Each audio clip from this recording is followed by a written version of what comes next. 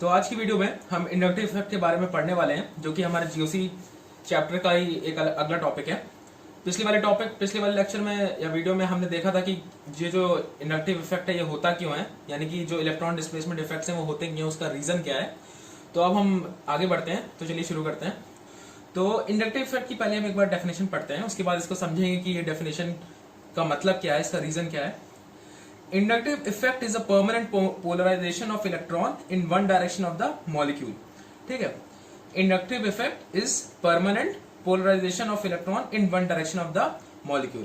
ठीक है, अब इसमें हमारे तीन कीवर्ड्स हैं जो हमें समझना है। उसमें पहला है हमारा ये परमानेंट, और सबसे इंपॉर्टेंट ये पोलराइजेशन, और फिर ये वन डायरेक्शन यानी कि यूनिडायरेक्शनल। ठीक है, तो अब बहुत लोगों को ये वर्ड पोलराइजेशन समझ नहीं आया होगा कि इसका मतलब क्या होता है। जिन लोगों ने एटॉमिक स्ट्रक्चर नहीं पढ़ा या फिर जो अभी सीधा 10th पास करके आए हैं, तो उनके लिए मैं बताना जो मतलब समझाता हूँ कि इस वर्ड का मतलब क्या होता है पोलराइजेशन का।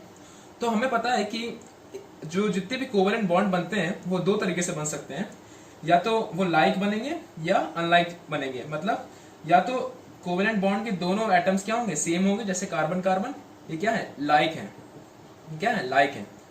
या फिर अनलाइक बनेंगे, जैसे सी या Cl, ये क्या है, अनलाइक है। तो इससे होता क्या है कि जब एक कोवेलेंट बॉन्ड बनता है तो बॉन्ड में क्या होता है, दो इलेक्ट्रॉन्स होते हैं। ठीक है, बॉन्ड में क्या होता है, दो इलेक्ट्रॉन्स होते हैं। तो होता क्या है, जब एक कोवेलेंट बॉन्ड में दोनों कार्बन मतलब दोनों ही एटम सिमिलर हों, जब एक कोवेलेंट बॉन्ड में दोनों ही एटम सिमिलर होंगे तो ये जो इलेक्ट्रॉन्स होंगे बॉन्ड के, ये हमेशा क्या रहते हैं, सेंटर में रहते हैं। ये क्या रहते हैं, सेंटर में रहते हैं। लेकिन जब ये दोनों ही एटम्स सिमिलर मतलब सिमिलर ना हो कि अनलाइक होंगे, तो उससे क्या होगा, जो इलेक्ट्रॉन्स होंगे वो मोर इलेक्ट्रोनेगेटिव एटम की तरफ क्या कर जाएंगे, मोर इलेक्ट्रोनेगेटिव एटम की तरफ मूव कर जाएंगे। जैसे इस केस में मोर इलेक्ट्रोनेगेटिव कौन सा है, क्लोरीन।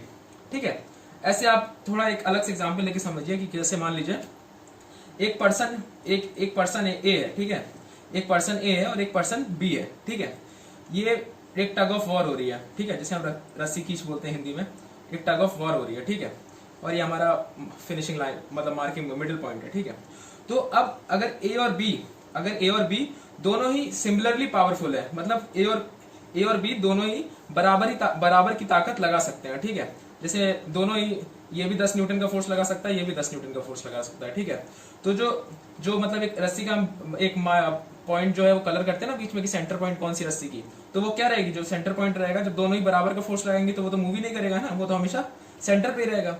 ठीक है, लेकिन अगर हम एक दूसरा केस ले लें, इसको ए मान लीजिए क्योंकि क्या है, दोनों का सेम है। ठीक है, अब एक दूसरा केस ले लीजिए जिसमें हमने दो अलग अलग इंडिविजुअल्स लिए हैं, ए और बी। ठीक है, उसमें अगर हम यही सेम चीज करें तो ए मान लीजिए एक बहुत ही सुखड़ा सा व्यक्ति है जो सिर्फ 10 न्यूटन फोर्स लगा सकता है, और बी एक पहलवान है जो 100 न्यूटन फोर्स लगा सकता है। ठीक है, 100 न्यूटन फोर्स लगा सकता है।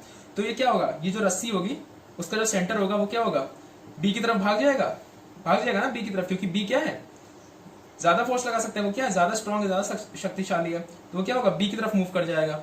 तो यही पोलराइजेशन होता है बेसिकली। तो इसमें क्या है कि जैसे सी और Cl में जो कार्बन है वो लेस इलेक्ट्रोनेगेटिव है, किसके कंपैरिजन में, क्लोरीन के कंपैरिजन में। तो क्योंकि क्लोरीन ज्यादा इलेक्ट्रोनेगेटिव है, तो ज्यादा इलेक्ट्रोनेगेटिव होने के कारण वो उसकी इलेक्ट्रॉन्स को अपनी तरफ अट्रैक्ट या विड्रॉ करने की जो एबिलिटी है वो कार्बन से क्या है, ज्यादा है। तो वो क्या होगा, इलेक्ट्रॉन्स को अपनी तरफ क्या कर लेगी, खींच लेगी, अपनी तरफ विड्रॉ कर लेगी। तो जो इस वाले केस में जो इलेक्ट्रॉन सेंटर में थे वो यहाँ पर सेंटर में ना होकर के थोड़ा सा क्लोरीन की तरफ विड्रॉ हो जाएंगे, थोड़ा इस एंड पे क्लोरीन के एंड की तरफ हो जाएंगे। ठीक है, तो इसी फिनोमेना को हम क्या कहते हैं, पोलराइजेशन कहते हैं। इस फिनोमेना को हम क्या कहते हैं, पोलराइजेशन कहते हैं। तो मेरे ख्याल से आपको ये समझ आ गया होगा।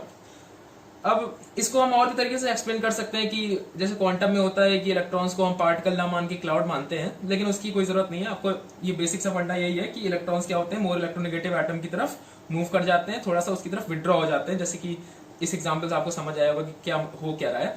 तो ये पोलराइजेशन का मतलब है। ठीक है, अब दूसरी चीज क्या है, दूसरी चीज हमारा परमानेंट।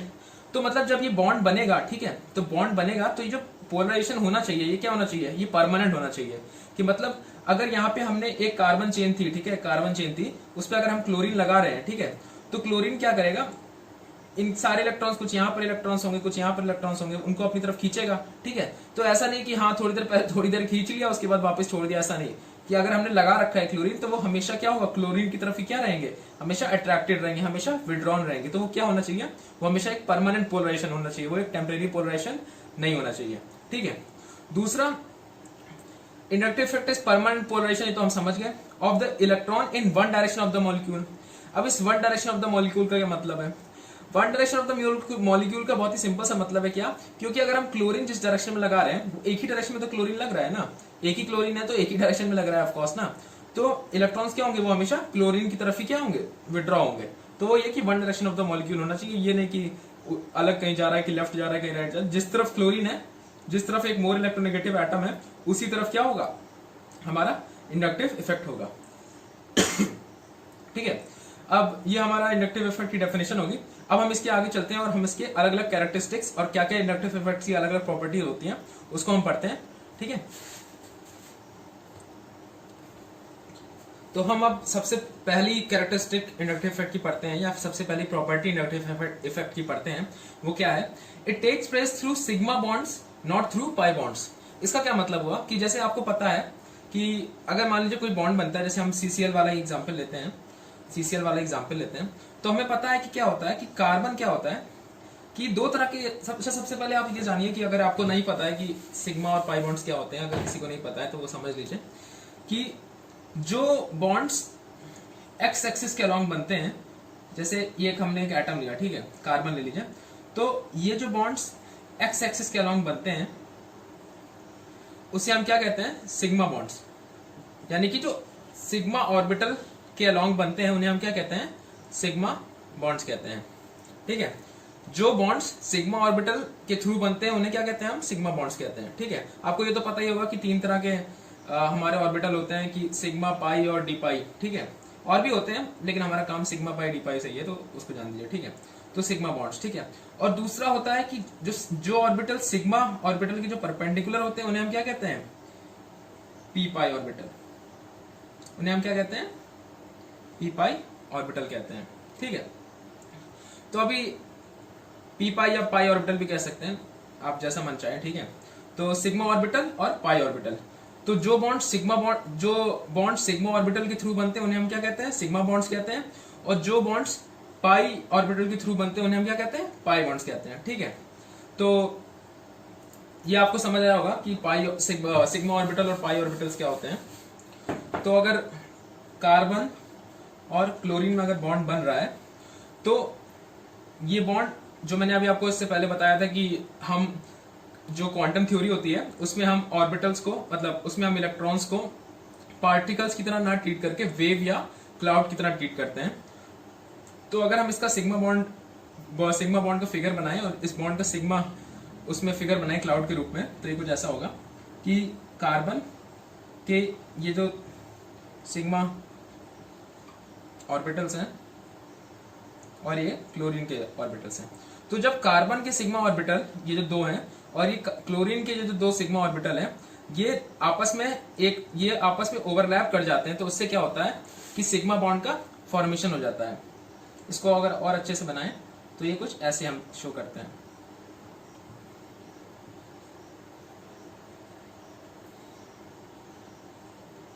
ये क्या है, हमारा एक सिग्मा बॉन्ड है। क्या है, हमारा एक सिग्मा बॉन्ड है। तो ये पहली प्रॉपर्टी क्या कहती है कि it takes place through sigma bonds not through pi bonds. तो जो हमारा जो पोलराइजेशन होगा वो सिर्फ सिग्मा बॉन्ड के थ्रू होता है, वो पाई ऑर्बिटल्स के थ्रू नहीं होता है। कि मतलब पाई बॉन्ड्स अगर बनते हैं तो वो कुछ ऐसे बनते हैं, ये पाई बॉन्ड्स हैं, ये पाई ऑर्बिटल हैं। ठीक है। तो ये ऐसे करके बॉन्ड बनता है, पाई बॉन्ड। ठीक है। लेकिन जो इंडक्टिव इफेक्ट होता है वो याद करने वाली बात क्या है कि इंडक्टिव इफेक्ट सिर्फ सिग्मा बॉन्ड के थ्रू होता है, वो पाई बॉन्ड के थ्रू नहीं होता है। ठीक है। और जैसे हम जो डबल, हमारा एक और चीज है, जैसे एक होता है ये सी सिंगल बॉन्ड सी। ठीक है। ये सी डबल बॉन्ड सी और सी ट्रिपल बॉन्ड सी। ठीक है। जो सिंगल बॉन्ड होता है ये हमारा सिग्मा बॉन्ड होता है। बेसिकली जो हमारा सिंगल बॉन्ड होता है, पहला बॉन्ड जो होता है वो क्या होता है, सिग्मा बॉन्ड होता है। ठीक है। जो हमारा दूसरा बॉन्ड होता है, मतलब ये तो सिग्मा ही है। ठीक है। और जो दूसरा बॉन्ड होता है वो क्या होता है, पाई बॉन्ड होता है। वो क्या होता है, पाई बॉन्ड होता है। ठीक है। और जो हमारा तीसरा होता है वो डी पाई बॉन्ड होता है। वो क्या होता है, डी पाई बॉन्ड होता है। ठीक है, तो ऐसे समझने वाली बात है, ये तो मैंने आपको एक्स्ट्रा नॉलेज के रूप में बता दिया ये बस। तो मतलब इससे आप इन जो मैंने अभी आपको ये 3 चीज बताई, इससे आपको क्या पता चला कि जो इंडक्टिव इफेक्ट होगा, वो सिर्फ सिंगल बॉन्ड के थ्रू होता है, वो डबल या ट्रिपल बॉन्ड के थ्रू नहीं होता है। मतलब उसमें भी होता है लेकिन उसमें डबल और ट्रिपल का रोल नहीं होता है, वो सिर्फ सिंगल बॉन्ड के थ्रू सिग्मा बॉन्ड होता है। ठीक है,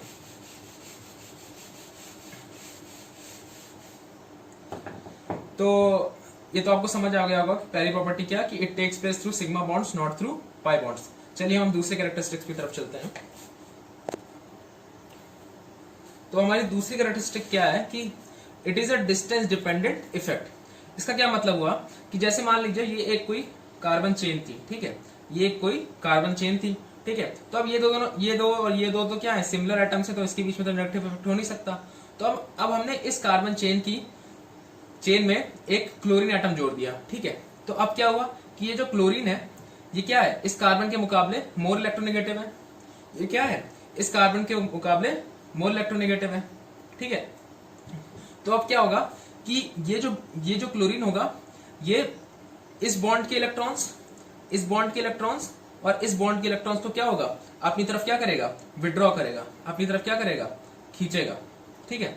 तो उससे क्या होगा कि इस क्लोरीन पे क्या होगा, एक डेल नेगेटिव चार्ज जनरेट होगा। तो उस डेल नेगेटिव क्योंकि क्या होगा, ये इलेक्ट्रॉन्स को अपनी पार्शियली खींचेगा, तो पार्शियल पोलराइजेशन होता है, तो कंप्लीट तो खींचता नहीं है, तो इस पे क्या होगा, एक डेल नेगेटिव चार्ज जनरेट हो जाएगा। तो अब क्योंकि ये जो क्लोरीन है ये इलेक्ट्रॉन्स को इन तीनों से खींच रहा है अपनी तरफ, तो इस पे क्या हो जाएगा, एक डेल पॉजिटिव चार्ज जनरेट हो जाएगा। इस पे भी क्या होगा, एक डेल पॉजिटिव चार्ज जनरेट हो जाएगा, और इस पे भी क्या होगा, एक डेल पॉजिटिव चार्ज जनरेट हो जाएगा, ठीक है। तो अब क्या कह रहा है कि it is a distance dependent effect. तो ये कहना मतलब इस प्रॉपर्टी का मतलब क्या है कि जब इंडक्टिव इफेक्ट होता है तो वो क्लोजेस्ट वाले पे सबसे ज्यादा होता है, और फिर वो डिक्रीज करता है कि जैसे जैसे डिस्टेंस बढ़ती है वैसे वैसे इंडक्टिव इफेक्ट का असर कम होता जाता है। यानी कि ये जो डेल पॉजिटिव जो चार्ज जनरेट हो रहा है, इसकी वैल्यू सबसे ज्यादा नंबर 1 पे होगी, उसके बाद नंबर 2 पे होगी, और उसके बाद नंबर 3 पे होगी। इसको मतलब आपको समझने के लिए मैं एक अलग से एग्जांपल देता हूं कि जैसे मान लीजिए ये एक मेटल रॉड है, ये क्या है, एक मेटल रॉड है, ठीक है। इसको हमने यहाँ पे क्या किया, हीट करना शुरू किया, तो हमें पता है कि कंडक्शन होता है। तो जब हम इसको मेटल को रॉड को हीट करेंगे तो हीट जो होगी वो इस मेटल रॉड को गर्म करने, मतलब इस हीट से मेटल रॉड गर्म होने लगेगी, ठीक है। तो यहाँ पे हीट ऐसे ऐसे ट्रांसफर होगी, तो धीमे धीमे मेटल रॉड पूरी गर्म होती है, ठीक है। तो जब हम इसको चेक करेंगे, देखेंगे, तो ये मेटल रॉड को जब हम एक सिरे से हीट कर रहे हैं तो सबसे ज्यादा गर्म हिस्सा कौन सा होगा, जो फायर के सबसे पास वाला है, ठीक है। मतलब मान लीजिए ये वाला हिस्सा सबसे ज्यादा गर्म होगा, ठीक है। उससे थोड़ा सा कम गर्म कौन सा होगा, ये वाला जो बीच में है थोड़ा, ठीक है, ये वाला, ठीक है। और जो सबसे कम गर्म वाला हिस्सा कौन सा होगा, जो फायर के सबसे दूर है, जैसे ये तीसरा वाला।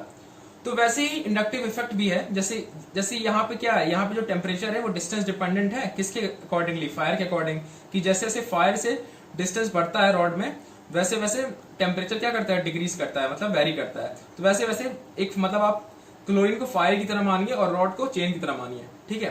तो क्या होगा, जैसे जैसे हम क्लोरीन लगाएंगे तो क्लोरीन जो इलेक्ट्रॉन्स को विड्रॉ करेगा इस कार्बन चेन में से, क्योंकि क्लोरीन इलेक्ट्रोनेगेटिव है, तो सबसे ज्यादा जो इलेक्ट्रॉन्स विड्रॉ होंगे वो सबसे क्लोजेस्ट कार्बन से होंगे, ठीक है। उसके बाद जो इलेक्ट्रॉन्स विड्रॉ होंगे वो उसके नेक्स्ट क्लोजेस्ट कार्बन से होंगे, और वैसे वैसे जैसे जैसे दूरी बढ़ती जाएगी क्लोरीन से, वैसे वैसे वो उसकी स्ट्रेंथ विड्रॉ करने की डिक्रीज करती जाएगी, यानी कि जो amount of del positive charge है वो क्या हो जाएगा, डिक्रीज करता जाएगा, ठीक है। तो इसीलिए हम कहते हैं कि it is a distance dependent effect, ठीक है। तो अब हम एक और कैरेक्टरिस्टिक पढ़ते हैं इसके बाद, ये आपको समझ आ गया होगा मुझे लगता है।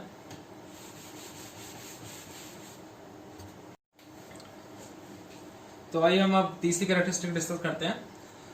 तीसरी कैरेक्टरिस्टिक कहती है it is a continuous effect. It is a continuous effect, ये तो अब बहुत ही क्लियर हो गया होगा क्या कॉन्टिन्यूअस मतलब। जैसे अभी मैंने थोड़ी देर पहले आपको वो फ्लेम और रॉड वाला एग्जांपल दिया था, तो मतलब जैसे उस रॉड में जो टेम्परेचर मतलब जो हीट थी वो पूरी रॉड को थ्रू आउट कॉन्टिन्यूअसली फ्लो करती थी, मतलब कॉन्टिन्यूसली उसमें से वेरी कर रही थी जो टेम्परेचर है वो हीट के कारण, वैसे ही जो इंडक्टिव इफेक्ट है वो पूरे कार्बन चेन में एक कॉन्टिन्यूस होता है। मतलब ऐसा नहीं कि इस कार्बन पे इंडक्टिव इफेक्ट शो कर रहा है, इस पे नहीं करेगा फिर इस पे करने लगेगा, ऐसा नहीं है। अगर इंडक्टिव इफेक्ट पूरे through out the carbon chain क्या करेगा, शो करेगा, बस ये वेरी करेगा कि कहीं पर वो उसका इफेक्ट ज्यादा होगा और कहीं पे क्या होगा, कम होगा। और वो अभी हम देख ही चुके हैं, जो इफेक्ट है वो डिस्टेंस डिपेंडेंट होता है, वो जैसे जैसे डिस्टेंस बढ़ती है वैसे वैसे उसका इफेक्ट क्या हो जाता है, कम होता जाता है। तो ये आपको अब मेरे ख्याल से समझ आ गया होगा, मुझे ज्यादा एक्सप्लेन करने की जरूरत नहीं है। अब हम इंडक्टिव इफेक्ट के पार्ट की तरफ बढ़ रहे हैं। इंडक्टिव इफेक्ट को हम दो तरीके से कैरेक्टराइज करते हैं। पहला माइनस आई, दूसरा प्लस आई। जो माइनस आई जो हमारा इफेक्ट होता है, जिसको हम माइनस आई ग्रुप्स कहते हैं बेसिकली, यानी कि ये वो ग्रुप्स होते हैं जिनको लगाने से इलेक्ट्रॉन्स विड्रॉ होते हैं। मतलब ये इलेक्ट्रॉन विड्रॉइंग ग्रुप्स होते हैं। जो माइनस आई ग्रुप्स होते हैं वो इलेक्ट्रॉन विड्रॉइंग ग्रुप्स होते हैं। और आपको अब तक ये समझ ही आ गया होगा कि अगर किसी ग्रुप को कार्बन एटम से इलेक्ट्रॉन को विड्रॉ करना है तो उसके लिए उसको कार्बन एटम से मोर इलेक्ट्रोनेगेटिव होना पड़ेगा। जैसे यहाँ पे क्लोरीन था, क्लोरीन कार्बन एटम से क्या है, मोर इलेक्ट्रोनेगेटिव है, इसलिए ये क्या है, ये एक माइनस आई ग्रुप है। ये क्या है, ये एक माइनस आई ग्रुप है। ठीक है, तो मतलब इंडक्टिव इफेक्ट में दो तरह के होते हैं, माइनस आई ग्रुप्स और प्लस आई ग्रुप्स। माइनस आई ग्रुप्स वो होते हैं जो इलेक्ट्रॉन विड्रॉइंग होते हैं, यानी कि वो मोर इलेक्ट्रोनेगेटिव होते हैं और वो इलेक्ट्रॉन्स को अपनी तरफ विड्रॉ करते हैं कार्बन एटम से। ठीक है, दूसरे होते हैं प्लस आई। प्लस आई इलेक्ट्रॉन डोनेटिंग होते हैं, यानी कि वो कार्बन एटम से लेस इलेक्ट्रोनेगेटिव होते हैं, जिससे कि जो इलेक्ट्रॉन होता है वो कार्बन एटम की तरफ मूव करता है और ये यहाँ पे डेल पॉजिटिव चार्ज जनरेट होता है। मतलब कि ये लेस इलेक्ट्रोनेगेटिव होते हैं, इसलिए ये एक तरीके से इलेक्ट्रॉन डोनर की तरह काम करते हैं। और ये क्या होते हैं, इन्हें हम क्या कहते हैं, प्लस आई ग्रुप्स कहते हैं। प्लस आई ग्रुप्स में ज्यादातर हमारे एनाइंस आते हैं। क्या आते हैं, एनाइंस आते हैं, या फिर वो ग्रुप्स आते हैं जो जिनकी इलेक्ट्रोनेगेटिविटी क्या होती है, कार्बन से लेस होती है। ठीक है ना। तो आइए हम आगे इन दोनों ग्रुप्स को डिस्कस करते हैं।